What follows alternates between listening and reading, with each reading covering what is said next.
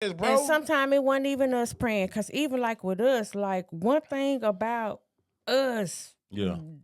outside of the understanding that we have, and I don't give a fuck about what you post on social media. You know what I'm saying? Yeah. And I don't give a fuck what you like on. I do not consider that shit cheating. Yeah. We can go anywhere we going and bitches gonna hug and do all that shit, and I don't give a fuck, and I'm not finna make nobody feel uncomfortable. Yeah. You know what I'm saying? Yeah. Like, Yeah. you know what I'm saying? Outside of all of that, I understand what it take to. But the reason why you understand because you was the artist first, Mhm.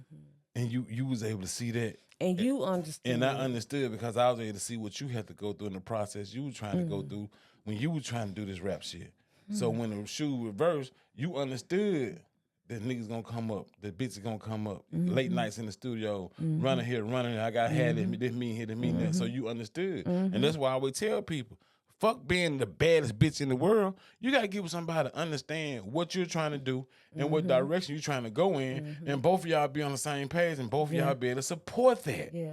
You see what I'm saying? I supported you in the beginning, and then when it was time for you to support me, you supported me. And it still gave us, even with that, like how the support that you gave. So with me being a part of the Big Boy Entertainment establishment, you know what I'm Shout out to saying? Big Boy. Absolutely. The support that you gave when it was time for us to come here and do the things that we was doing, that was helpful, you know what I'm saying, for a lot of things. You keep on talking about me writing a book, from Crip to Crown, Crip to Crown, the whole prison thing, you know what I'm saying? That's the same thing with you. And one part or one chapter, or it might take a couple of chapters to be able to tell it.